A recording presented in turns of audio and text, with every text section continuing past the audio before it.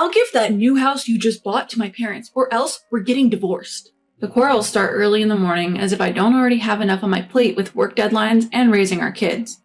He sulks around threatening divorce, but he wasn't always like this. Just a year ago, he was a decent man. Why do mother-in-laws always have to stir the pot and turn their sons against their wives? My name is Nancy. I'm 49 years old, and I make a living as a comic book artist. I was initially just an editor and artist with my husband, Luke, who's 9 years younger. We bonded over our shared interests, started hanging out at Comic-Cons, and one thing led to another. We were a couple. No grand gestures, no public announcements, just quietly became a couple. Before we knew it, 8 years had passed.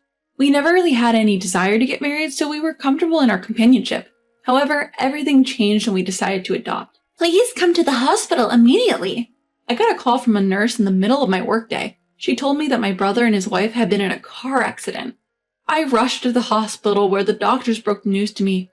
They didn't make it. Losing our parents in our 30s was hard, but my brother and I were adults with our own lives. We managed to get through. My brother, unlike me, was married to a wonderful woman, so our family line was secure, or so I joked. I was content with my single life. After years of trying, my brother and his wife were blessed with twins, a moment of joy for all of us. However, the twins couldn't leave the hospital with their mother after birth as they were jaundiced and needed to stay in for a few days. The new parents were commuting to the hospital daily to see their infants when a drunk driver took them away, leaving the twins behind. Afterward, there were relatives who aimed for my brother and his wife's inheritance and expressed interest in adopting the twins, but with firm intention to protect these precious lives that my beloved sibling had left behind. Not for money, I initiated the adoption process for the twins. In this process, I faced harsh criticism from many relatives and some even severed ties with me. Fortunately, right after the Lehman shock, I had purchased 3 one-room apartments in the Marina district. I was living in one and renting out the other 2. Apart from my earnings as a comic book artist, I also had a steady rental income. So I had both a place to live and enough income to raise children. However, I had overlooked something crucial. I had never been married, nor had I ever raised a child. At the time, I was so focused on protecting the twins that I hadn't taken into account what would come next. I was able to take a break from my ongoing comic series and somehow manage unfamiliar household chores and child rearing. It was already a huge task to care for one infant, but I was thrown into the deep end, having to take care of 2 at the same time, and it was hectic every day. Seeing me run ragged by the twins, Luke, my editor, suddenly proposed to me, saying, "Miss Nancy, will you marry me?" I had lived for 49 years, had a couple of lovers in the past, but as I was absorbed in my work, my marriageable age had passed without me noticing. Also, having continued a vague relationship, more than friends but less than lovers, for 8 years, I couldn't find the meaning to get married now and was unable to respond to his proposal. As I was looking down, lost in thought, one of the twins, my son, started crying loudly using his whole body. Whether he wanted milk, a diaper change, or was just angry at being woken up, I wasn't sure. There, it's okay, don't cry. As soon as I picked up the eldest twin, he stopped crying, but I couldn't pick up the younger twin and he continued crying. That's when Luke immediately picked up the younger son and started soothing him. "See, at times like this, you can't hold both of them at once, right? Would you make me their father?" he asked. "But you understand that I'm 49 years old and already have 2 kids, right? You're young and I'm married, so it would be better for you to find a woman of childbearing age," I replied. But when I said this, Luke responded, "Even though I'm 9 years younger, I'm 40, I'm already quite the middle-aged man. Would you be convinced if I say I want to spend the rest of my time with you?" As Luke said this, looking into my eyes, I thought, maybe it's too much for me to raise twins alone. Perhaps the presence of a father is indeed necessary. With that feeling prevailing, I humbly accept your proposal. "I will strive and dedicate myself as a wife and mother," I replied to him. And so we got married and we're planning to live peacefully and happily ever after as a family of 4, but I can't stand this anymore. The one-room apartment, which I had never minded when I was single, had become too cramped since the twins' arrival. With an increasing amount of stuff, there was barely any room to walk around. Despite being newly married, my husband's belongings remained at his parents' house, and it wasn't practical for a family of 4 to live in this one-room apartment. Realizing that it was not environmentally suitable for raising children, both physically and otherwise, I decided to buy a house. Let's move to a spacious house where a family of 4 can live comfortably. Once I made up my mind, I immediately took action. At first, I was looking for used properties and ready-built houses which could be moved into immediately, but I could not find any that met my criteria, like proximity to the train station and having a garden.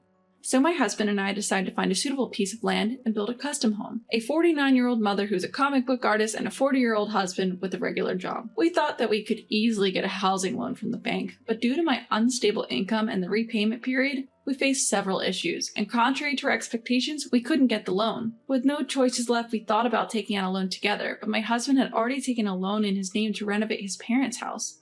Not only that, he also had a car loan. The only way for us to buy a house for our family was to prepare cash. Alright, let's sell the one-room apartment in the Marina District. They had appreciated in value since I purchased them about 14 years ago and were now worth more than twice the purchase price. I decided to sell my 2 properties with the estimated price that I could afford a newly built detached house with a garden in the suburbs. Without sticking to the city center, I can afford a house in the suburbs with a garden. I decided to keep the remaining property where I currently lived until the new house was finished. So, using my network of friends and acquaintances, I was able to find a piece of land, design the floor plan, and sign a contract with a construction company that would build my dream house. All that was left was to persevere in this cramped one-room apartment until the new house was completed. But just as I was gearing up, the intercom rang.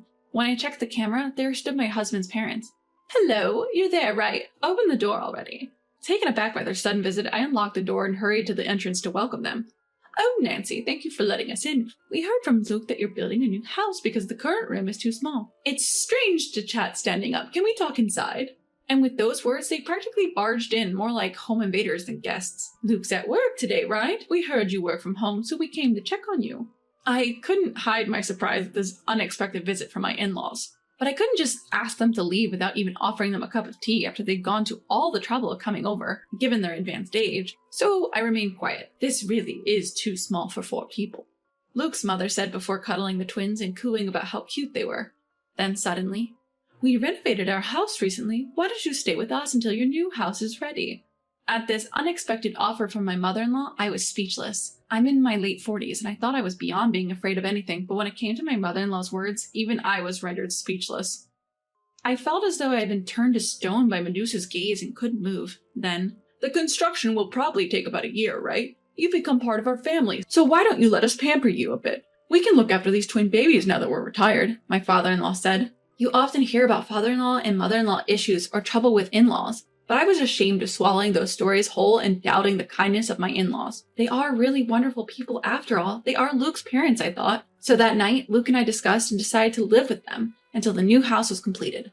A few days later, we left our furniture and appliances at home and only brought the necessary daily necessities to Luke's parents' house. They treated us grandly that night, but the following morning, they quickly showed their true colors. "Nancy, wake up."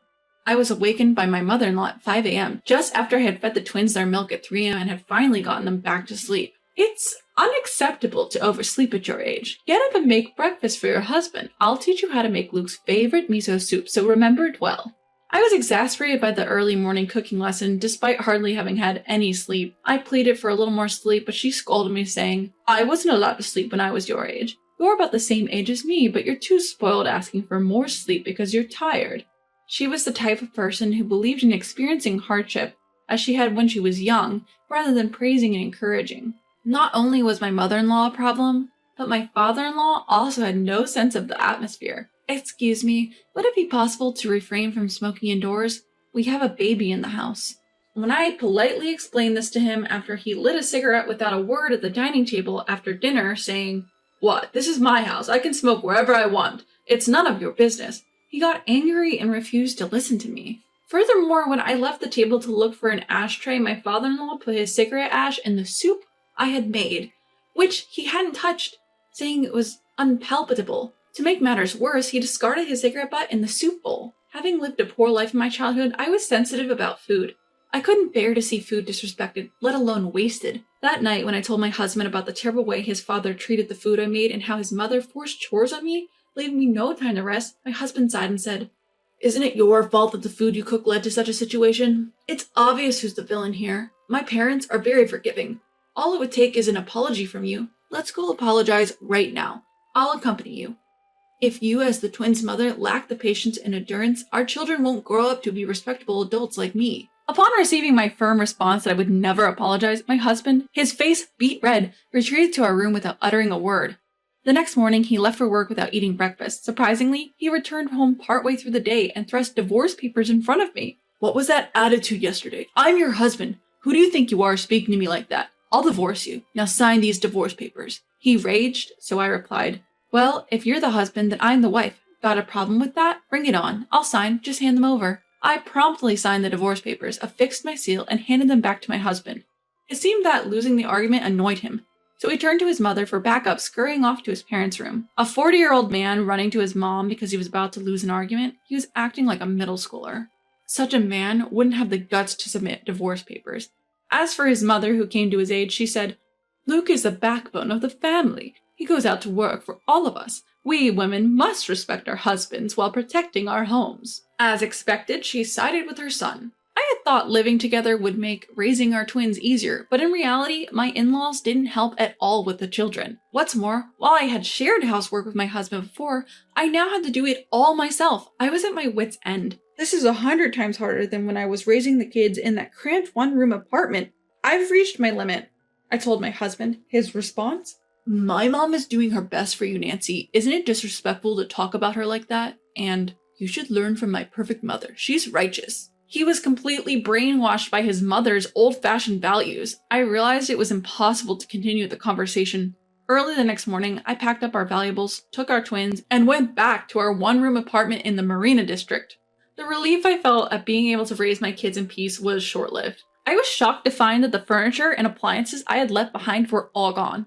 When I called my husband, who had a spare key, he nonchalantly admitted to selling them to a buyer.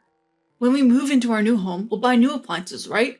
Old appliances won't suit a new house, so I sold them. Also, our new place has built-in furniture, so I didn't think we needed ours. He had sold everything without my permission. What's more, he seemed thrilled over the phone that the smart appliances had fetched a good price. When I asked him to return the money he had made from selling our belongings, he claimed he had already used it to buy hot spring trip tickets as gifts for his parents. Furious, I threatened to report him to the police for stealing and using my belongings without my consent, to which he laughed and said, theft doesn't apply between family members, making a mockery of me. He even had the audacity to laugh, suggesting that I neither had the time nor money to consult with a lawyer given the expenses of raising our kids. Infuriated, I hung up and vowed to seek revenge on my husband's family. A few days later, he called me. It's insane to depict our family in your comic. What were you thinking? I've had enough. The new house you bought will be a gift to my parents. It's the punishment for a disrespectful wife. Oppose me and it's divorce. So, before I returned to my apartment in the Marina District, I had taken from his room to the ward office and submitted the divorce papers that we had signed. Soon after, I received another call, not from my husband, but from my ex-husband, trembling. What do you mean by divorce? Why did you submit the divorce papers? I could hear his trembling voice over the phone and imagine his pale face. The thought was so amusing that I couldn't help but burst into laughter. But wasn't it you who said you'd divorce me if I defied you? I retorted. He cried out. I didn't mean it. I don't want a divorce. I had no intentions of forgiving him, and to add insult to injury, I informed my ex-husband about the forthcoming publication of my comic essay, which detailed the harassment I endured from his family. Upon hearing this, Luke panicked. Hey, I beg you. Everyone in the publishing industry knows I'm your husband. If you depict my family... What? Are you afraid it will be revealed that you still call your mother Mummy at night? When I taunted him, Luke said, When a family member is in trouble, you help them, right? I took care of our twins because we're family. Listening to him trying to make himself look good made me speechless. He then said, Marrying you, Nancy, made me a lucky man. This divorce feels like an extension of a little squabble, right? Let's start over. We can make it work this time. His sudden change of heart made it clear he thought my filing for divorce was just a childish pout. I asked him why he ignored the harassment I had received from my in-laws and why he had promised them a new house if he was now proposing to reconcile. His reasoning was apparently that his family was kind enough to let me live in their home for over 6 months for free. If I defied them, they would not let me live with them. If that happened, I wouldn't be able to live in the new house either. I wondered, why do people feel entitled to their spouse's belongings after marriage? His thoughts left me speechless, not with anger, but with utter disbelief. Apparently, my ex-mother-in-law had brainwashed Luke by telling him that I, an older single mother, would not be desirable to anyone else. That's why you ended up alone, right? She would say. My dear Luke was kind enough to take you in, so you should be grateful to us. Convinced that I would forgive anything, Luke begged me at over 40 with no place to return to.